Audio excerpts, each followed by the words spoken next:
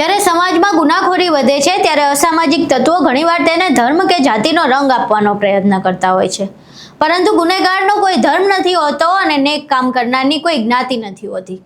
આજે આપણે વાત કરવી છે ગુજરાતમાં ગૌ તસ્કરીના દૂષણની અને તેની સામે લડી રહેલા એક યુવાનની, જેનું નામ સોશિયલ મીડિયા પર ખૂબ ચર્ચામાં છે અને તેનું નામ છે ઝુબેર પઠાણ.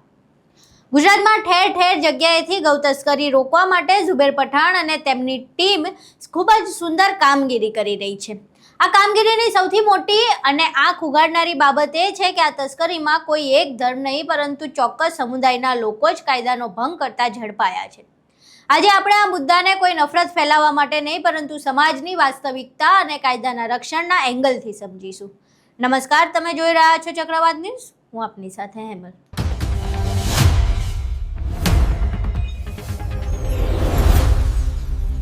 ગુજરાતના અલગ અલગ હાઈવે અને અંતરિયાળ વિસ્તારોમાંથી ગાયની ગેરકાયદે હેરાફેરી અટકાવવા માટે ઝુબેર પઠાણ સતત સક્રિય છે, પરંતુ તેમની કામગીરી અન્ય કથિત ગૌરક્ષકો કરતાં તદ્દન અલગ છે. ઝુબેર પઠાણ અને તેમની ટીમ જ્યારે પણ કોઈ ગૌ તસ્કરીનું વાહન પકડે છે ત્યારે તેઓ કાયદો હાથમાં નથી લેતા. તેઓ પકડાયેલા શખ્સો સાથે કોઈ મારપીટ કે હિંસા કરવાને બદલે તાત્કાલિક પોલીસનો સંપર્ક કરે છે અને તમામ કાયદાકીય પ્રક્રિયા પૂર્ણ કરીને ગુનેગારોને પોલીસ સ્ટેશન ભેગા કરે છે.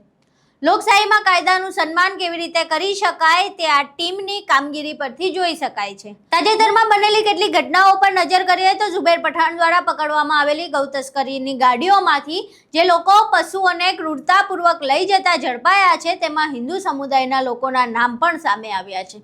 આ બાબત સમાજ માટે એક મોટો પાઠ છે. જે લોકો ગૌ તસ્કરી અથવા પશુ ક્રૂરતાને માત્ર એક ચોક્કસ ધર્મ સાથે જોડીને નફરત ફેલાવતા હતા તેમના માટે આ આંખ ઉઘાડનારો કિસ્સો છે.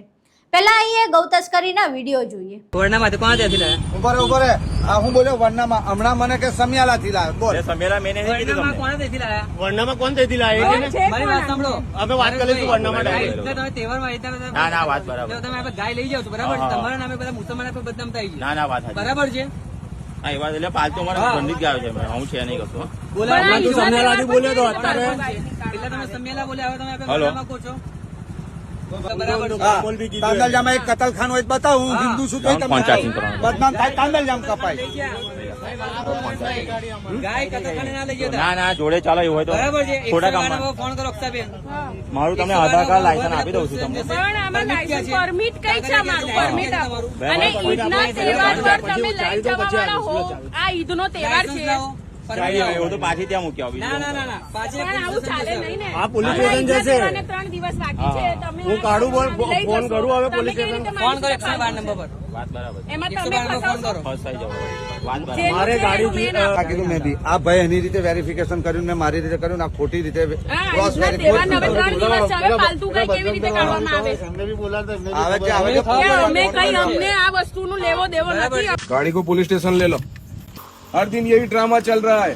तारीख 26/5/2026 के दिन बातमी मिली है हमको कि एक गायों से बड़ी गाड़ी आ रही है और करीबन रात के 11 बजे है. गाड़ी रोक, गाड़ी साइड में कर. बाहर निकल तू, वो हीरो. बाहर निकल तू, बाहर निकल चल. अरे माता जी નું नाम है, हिंदू सब जाते हैं अभी तो. यहाँ से पिछले 4 दिनों से गाड़ियाँ पकड़ रहा हूँ मैं हिंदू के नाम पे. नहीं तुम मेरे को बोल रहे हो कि हम हिंदू है तो हिंदू तस्करी करते हैं अभी तो. पिछले 4 दिन से ये चल रहा है. सारी गाड़ियां मैंने जितनी भी खड़ी करी है वो सब हिंदू ने ही तस्करी करी है गायों की. हिंदू और वही कत्ल खाने ले जा रहा है.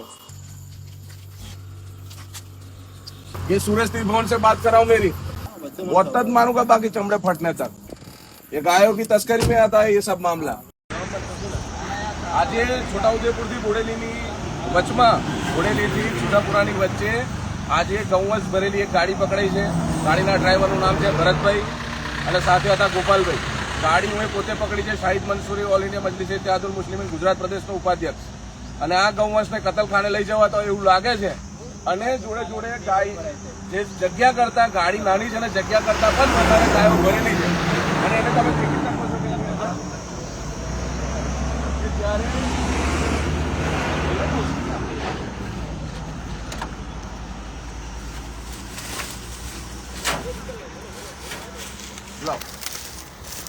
આ ગાયોની સંખ્યાને તમે જોઈ શકો છો અને આની અંદર એક પણ ગાય એવી નથી કે જે પાંજરાપોળમાં જવાને લાયક હોય. ગાયોને ગીચોગીચ ભરી દીધી છે. અને આવા સમય પર જ્યારે બકરી ઈદનો સમય ચાલી રહ્યો છે તો આવા બકરી ઈદના સમય પર જ કેમ એને પાંજરાપોળની અંદર લઈ જવાની વાત ચાલે છે, સૌથી મોટો પ્રશ્ન એ છે. અને આ પ્રશ્ન જે બની રહ્યો છે એની જગ્યા પર હાલની અંદર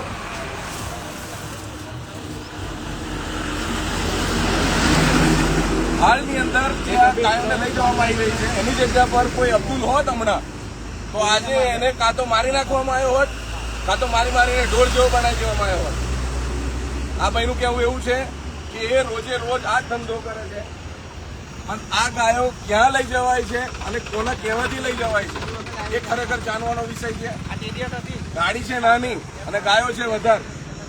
હું પોતે એક મુસ્લિમ થઈને કહું છું કે હું ગૌવંશના કતલની વિરુદ્ધમાં છું. ખરેખર આ ના થવું જોઈએ, પણ જે થઈ રહ્યું છે એ ખરેખર ખોટું છે અને આવા લોકોની વિરુદ્ધની અંદર કાર્યવાહી થવી જોઈએ તેવી મારી માંગ છે. કેમ કે એ ભરતભાઈ જે છે એ ભરતભાઈ ને ગોપાલભાઈ જે લોકો લઈ જઈ રહ્યા છે એ લોકોએ અમને કીધું છે કે ભાઈ અમે રોજનો અમારો ધંધો છે અને અમે રોજ લઈ જઈએ છીએ. તો ખરેખર પાંજરાપોળમાં લઈ જવાતી હોય તો આવા બકરી ઈદના સમય પર કેમ લઈ જવામાં આવે? એને 4 દિવસ પછી લઈ ગયા હોત તો પણ ચાલે જ ને. એક પણ ગાય એમાં એવી નથી જે પાંજરાપોળમાં જવા લાયક હોય. એટલે આ લોકોના વિરુદ્ધની અંદર કાર્યવાહી થવી જોઈએ. હાલની અંદર બજરંગ દળ, વિશ્વ હિન્દુ પરિષદના તમામ લોકો અહીંયા આવી ગયા છે અને એ લોકો પણ અમારી સાથે સહભાગી બનીને આ મુહિમની અંદર જોડાયા છે. જે થઈ રહ્યું છે એના વિરુદ્ધની અંદર સખ્તથી સખ્ત કાર્યવાહી કરવામાં આવે એવી અમારી માંગ છે. અહીં તમે તમામ વિડીયો જોયા. હવે પૈસાની લાલચમાં પોતાના જ ધર્મની આસ્થા ગણાતી ગાયોની તસ્કરી કરનારા આ શખ્સો સાબિત કરે છે કે પાપ અને ગુનાને કોઈ ધર્મ હોતો નથી. ગુનેગાર માત્ર ગુનેગાર હોય છે અને તેની સામે કાયદાકીય પગલાં જ એકમાત્ર ઉપાય છે. સમાજે હવે ધર્મના નામે પરસ્પર લડવાને બદલે આવા ગુનેગારોને ઓળખવાની જરૂર છે. આ દેશમાં એક તરફ ઝુબેર પઠાણ છે જે AIMIM પાર્ટી સાથે જોડાયેલા છે અને તેઓ શાંતિપૂર્ણ અને કાયદાના દાયરામાં રહીને ગૌ તસ્કરી અટકાવે છે. બીજી તરફ એવા તત્વો પણ છે જેઓ ગૌરક્ષણના નામે કાયદો હાથમાં લે છે, હિંસા આચરે છે અને રસ્તા પર ગુંડાગર્દી કરે છે. ગૌરક્ષાના નામે થતી હિંસા કોઈ પણ સંજોગોમાં સ્વીકારી શકાય નહીં. જેઓ હિંસા કરે છે તેઓ ગાય માતાના રક્ષક નહીં પરંતુ સમાજની શાંતિના દુશ્મન છે. ઝુબેર પઠાણની કામગીરી એવા લોકોના ગાલ ઉપર તમાચો છે જેઓ ગૌરક્ષાના બહાને સમાજમાં ધાર્મિક વૈમનસ્ય અને નફરત ફેલાવવા માંગે છે. જ્યારે એક મુસ્લિમ યુવાન કાયદાકીય રીતે ગૌવંશની રક્ષા કરી શકે છે અને ગુનેગારોને સજા અપાવી શકે છે તો પછી અન્યોને હિંસા કરવાનો કે કાયદો હાથમાં લેવાનો અધિકાર કોણે આપ્યો? અંતે ફક્ત એટલું જ કહીશ કે ગૌ તસ્કરી એ કાયદાકીય ગુનો છે અને તેની સામે લડવા માટે પોલીસ અને ન્યાયતંત્ર સક્ષમ છે. ઝુબેર પઠાણ જેવી કામગીરી સમાજમાં સદભાવના વધારે છે અને ગુનેગારોનો અસલી ચહેરો સામે લાવે છે, જેના કારણે જે એક સમાજ કે ધર્મના લોકો પ્રત્યે હિંસા આચરવામાં આવે છે કે નફરત ફેલાવવામાં આવે છે એ નફરત ફેલાવતા અટકાવી શકાય છે. આપણે પણ ગુનાને ધર્મના ચશ્માથી જોવાનું બંધ કરવું જોઈએ અને કાયદાનું પાલન કરનારા સાચા નાગરિક બનવું જોઈએ. હવે આખી ઘટના સામે આવી છે જેમાં ગૌ તસ્કરી કરનારા હિન્દુઓ જ સામે આવ્યા છે. આ આખી ઘટના વિશે તમારું શું માનવું છે? કોણ છે આ લોકો જે ધર્મના નામે ભડકાવતા હોય છે? કોણ છે એ લોકો જે ગૌ તસ્કરી અટકાવવાના નામે ગૌરક્ષકો બનીને હિંસા આચરતા હોય છે? અને કોણ છે એ લોકો જેઓ ફક્ત એક સમાજને ટાર્ગેટ કરીને આ આખોય મામલો ચગાવતા હોય છે? આ પ્રશ્નો તમારે પોતાને અને સોશિયલ મીડિયા પર ચાલતી ફરતી એ ભ્રામક માહિતીઓ સામે પૂછવાના છે. વિડીયો પસંદ આવ્યો હોય તો વિડીયોને લાઇક કરજો. આખોય વિડીયો જોયા બાદ તમારું શું માનવું છે તમારા મંતવ્યો અમને કોમેન્ટ બોક્સમાં જરૂર જણાવજો. વિડીયો પસંદ આવ્યો હોય તો વિડીયોને લાઇક કરજો, શેર કરજો અને અમારી ચેનલને સબસ્ક્રાઇબ કરવાનું ભૂલશો નહીં. નમસ્કાર.